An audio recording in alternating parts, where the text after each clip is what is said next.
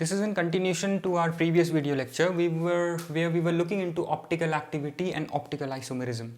Right, in the previous video lecture we are clear with the working of polarimeter, which is used to calculate the angle of rotation when plane polarized light is passed through the solution of an organic compound. Certain compounds, right, these compounds will rotate the plane of the polarized light either towards left or towards right.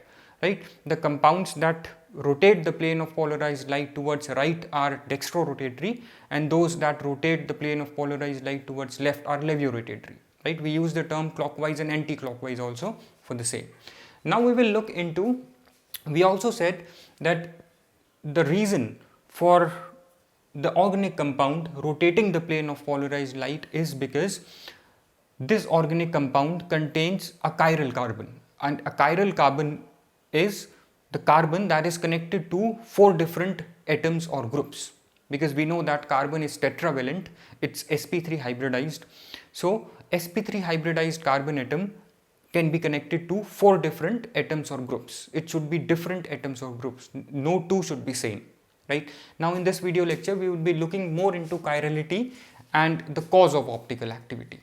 Right, so it would be chirality and the cause of optical activity. Right, before going into details of optical activity, we will first understand what does chirality means, right, and from where does this word came, chirality. Right, chirality is taken from the Greek word chir, right, it spelled like chir, right, which means handedness. Right, it means handedness, that is a left hand or a right hand, right, left handed or right handed. So if you take your hand, right, and you place it before the mirror, what you have is a mirror image of your hand.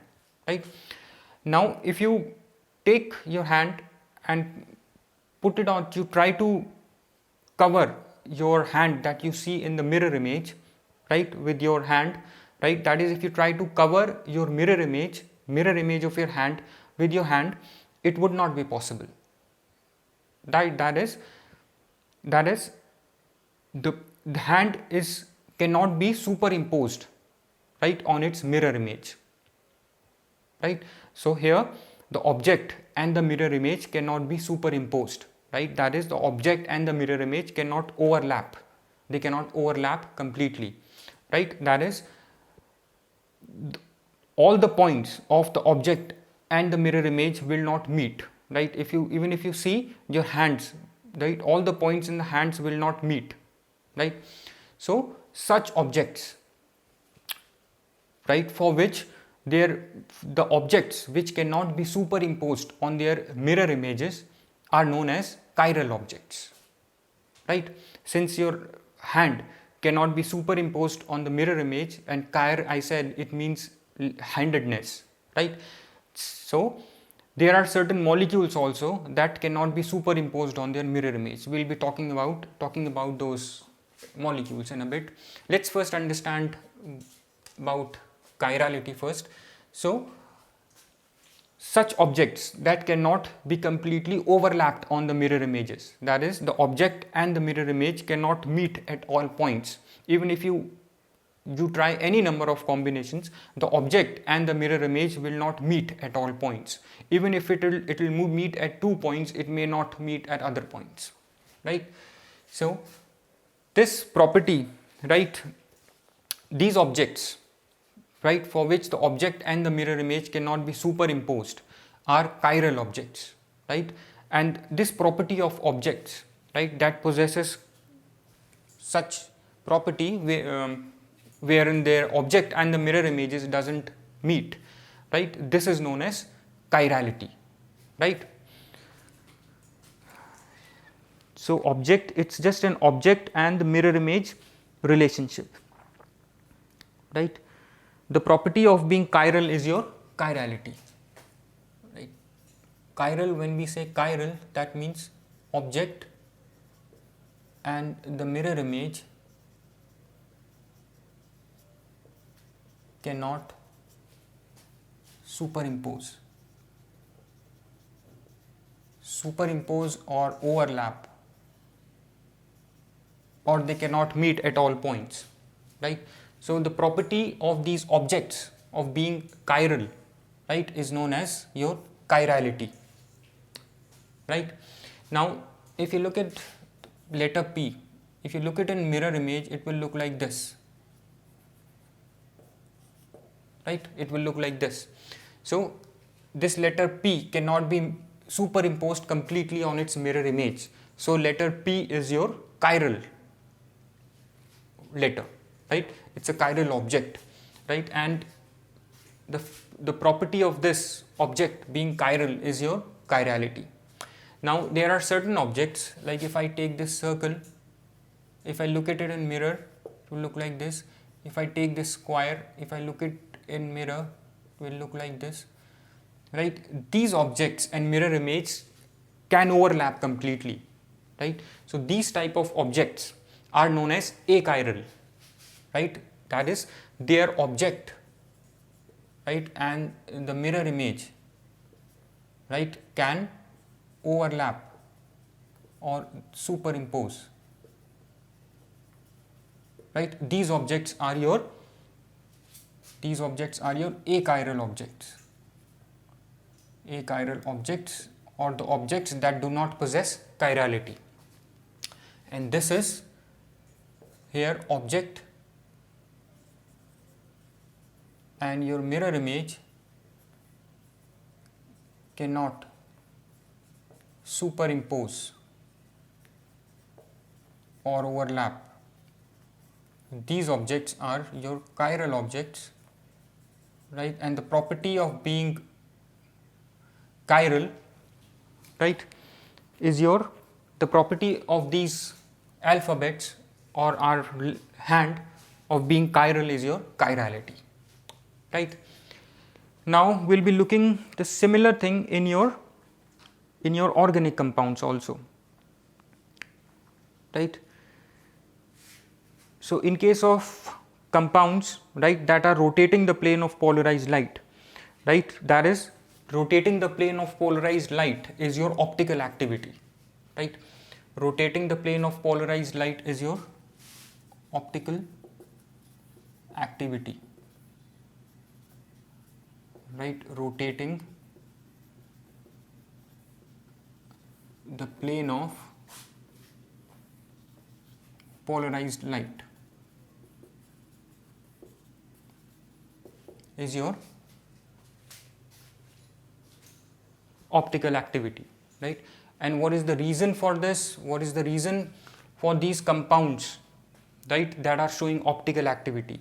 The reason for the compounds that are showing this optical activity is because of their chiral molecules, right?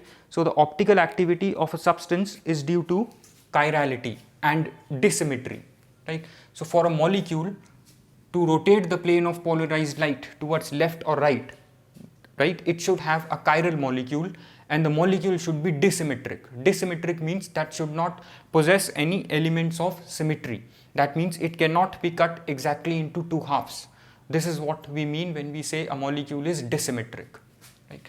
So for any organic compound, right, in this tube, right, to rotate this plane of polarized lights toward left or towards right, that is to be dextrorotatory or levorotatory, the molecule should be, right,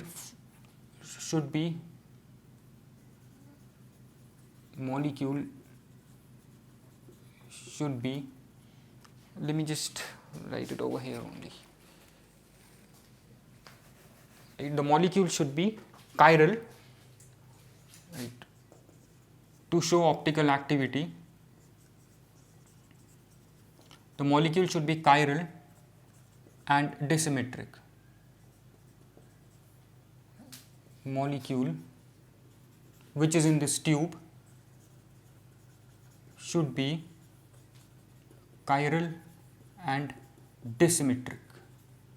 The molecule should possess, or we say the molecule should possess chirality and dissymmetry. Dissymmetric. right? Molecule should be disymmetric and chiral. When we say the molecule is chiral, right, it means that the carbon atom, right, we know that organic compounds are compounds of carbon and hydrogen. So the carbon atom should be connected to 4 different groups, right? Carbon atom should be connected to 4 different atoms or groups. No two should be same, right? Then only the molecule would be chiral. And by saying disymmetric, it should have no elements of symmetry. No elements of symmetry, right? That means it cannot be divided into exactly 2 halves, right? Cannot be divided into 2 halves, right? So if a molecule has a chiral carbon, right, but it possesses an element of symmetry, that means it will not be an optically active compound, right? Now suppose I will just take this with an example in a bit. Let's take an example of a compound which has a chiral carbon, right? Let's take lactic acid, right? Or yeah, let's take lactic acid. This is how lactic acid will look like.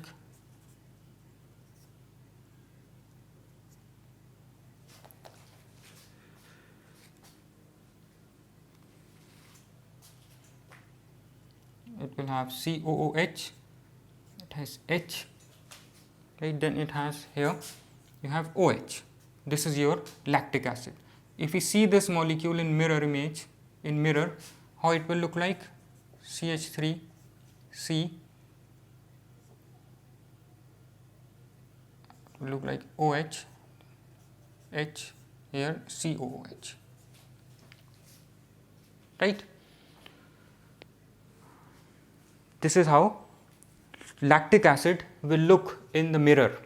Right? Now we say that lactic acid possesses chirality, right? Based on this explanation, that means this molecule would not be able to superimpose on its mirror image, right? So this object lactic acid, this is a lactic acid, right? And this is the mirror image, right? So object and mirror image will not overlap or will not superimpose because this is a chiral carbon. This is a chiral carbon, right? So here that means lactic acid, and it does not have any elements of symmetry. You can see you cannot divide this molecule into exact 2 halves, right? No elements of symmetry. So lactic acid cannot be superimposed on its mirror image. It cannot be superimposed on its mirror image, right? And is dissymmetric.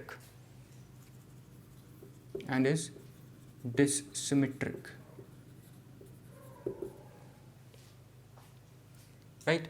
So such compounds, right, are optically active. That is, if I use lactic acid solution in this tube, it will rotate the plane of polarized light towards left or towards right, right? Because it is optically active, it possesses chirality, and it is dissymmetric, right?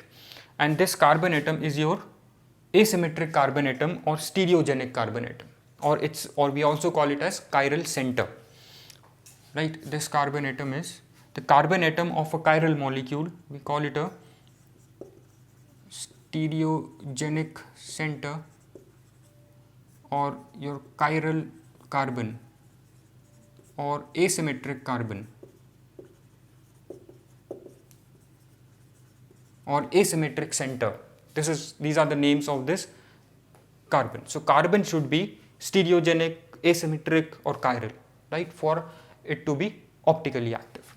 Now if you look at these two molecules, right, you can easily see that it has different spatial arrangement of atoms. Here, if you look at this, right here, OH is towards left, right? If I stand like this, if I stand it in this direction, here just this OH is in towards my right, right? And here OH is towards left, right? Similarly, you can see your hydrogen here is towards left, hydrogen there is towards right, right? So these, both the object and the mirror images have different spatial arrangement of atoms or groups. So here there is one more point now for lactic acid. Object and mirror image in lactic acid has different spatial arrangement of atoms, right? They have different spatial arrangement of atoms, due to which they will behave differently when plane polarized light is passed through them, right? So when plane polarized light is passed through this, it may rotate it in right direction, it may rotate the plane of polarized light in right direction, and if plane of polarized light is passed through this, it may rotate the plane of polarized light towards left, right, in clockwise and in anti-clockwise direction. So their behavior towards plane of polarized light is different, right? One will rotate in right direction, the other will rotate it in left direction, right, or clockwise and anti-clockwise, right? The one that rotates in right direction is your dextrorotatory, denoted by plus sign. The other that rotates in the left direction is levorotatory, denoted by minus sign, and the one which does not rotate a plane of polarized light is a racemic mixture that contains equal amounts of both these forms, D and L forms, right? So these two are isomers, right? They have same molecular formula, they have same structural formula, but their behavior towards plane of polarized light is different, right? Such isomers are your optical isomers, and this phenomena is known as optical isomerism, where these isomers will rotate the plane of polarized light in opposite directions, right?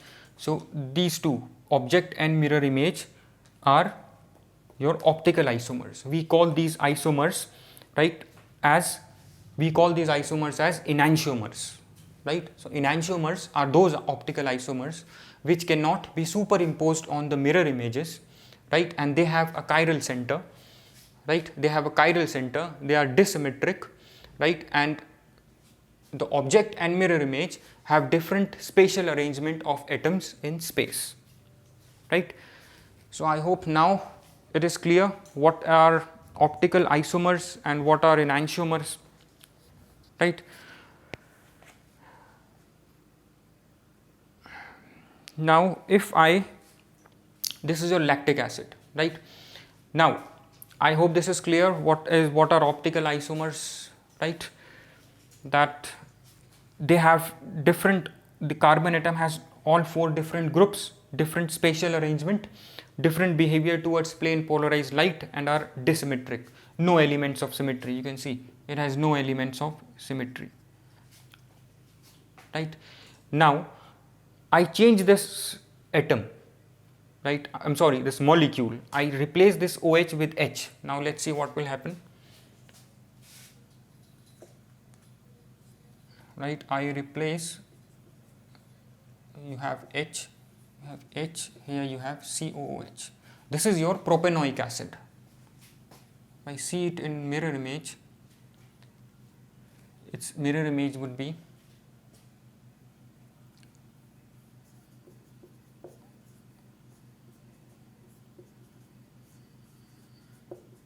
like this, right? Now this is here, this object and the mirror image, this object can be superimposed on its mirror image, right?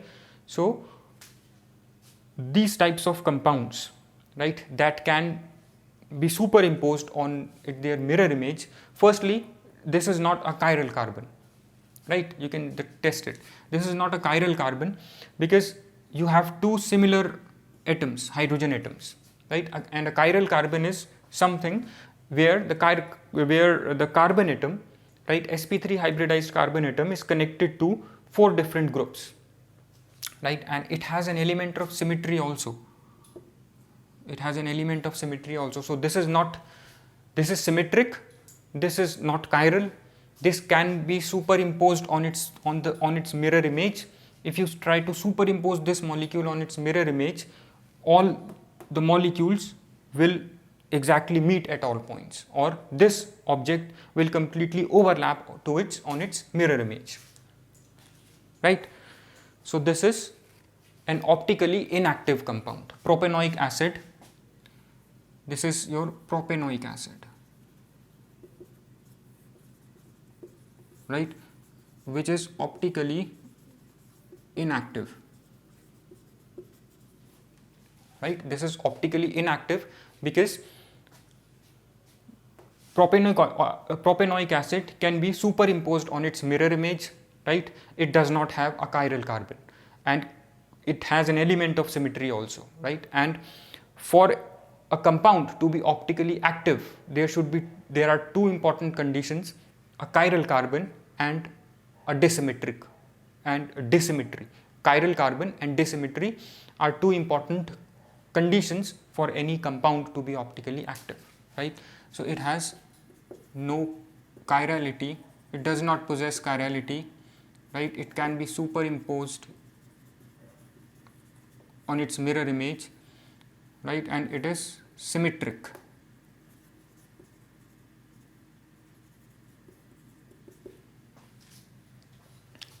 Right? So these types of compounds that can be superimposed on the mirror image onto their mirror images are distereomers. These compounds are distereomers, right? So the compounds that can be superimposed on their mirror images are distereomers, whereas compounds that cannot be superimposed on their mirror images are enantiomers. These are enantiomers and those are distereomers, right? So now we'll define optical isomerism, right? So optical isomerism is when two or more compounds having the same molecular formula, they have the same molecular formula and similar chemical structures, like I said before, right, and exhibit different effect on plane polarized light, right? This phenomena is optical isomerism and such compounds are optical isomers, right? So if you look at these two, lactic acid is optically active. Why? Because same molecular formula, same chemical structure, but their effect towards plane of polarized light is different, right? One will rotate the plane of polarized light towards left and the other will rotate the plane of polarized light towards right, right? So these are optical isomers, right? And these isomers, we call these as enantiomers because they cannot be superimposed on their mirror images, right? And they possess a chiral carbon. So they are optically active, right? Just understand one thing, these are optically active compounds, right? Such optically active compounds, right, are optical isomers, right, that like I said before, rotate the plane of polarized light towards left or right, right? These are optical isomers, right? And these are among one another, we call such isomers as enantiomers, right? And these that are superimposed on their mirror images are your distereomers, right? No chirality, superimposable mirror images, and they are symmetric, right? Now, like I said before, that there are two important conditions for a molecule to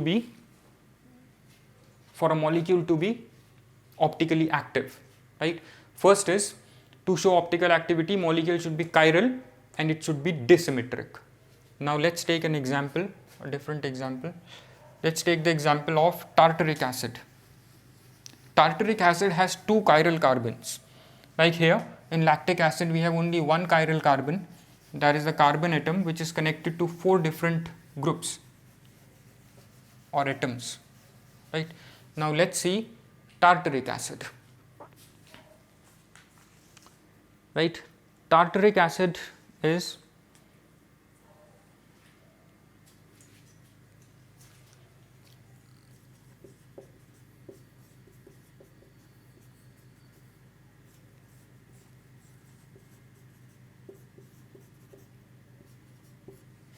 this is your tartaric acid, right? You can see you have, this is 1 chiral carbon, this is another chiral carbon, so it should be optically active, right? Because if you look at the condition, one condition says that if a molecule has a chiral carbon then it should be optically active, right? But the second condition says it should be disymmetric, right? Disymmetric means it should not possess any elements of symmetry. That means it cannot be divided into 2 exact halves. But here you can see this molecule has a plane of symmetry, this, right? This is the molecule of tartaric acid, right? It has 2 chiral carbons, right? And it has a plane of symmetry, right? It has, this is your plane of symmetry, right? That means it is not disymmetric. This molecule is symmetric. That means this molecule is symmetric, right? And it has 2 chiral carbons, right? So it does not satisfy both the conditions to be optically active, right? It has chiral carbon, but it is not disymmetric. This compound is symmetric.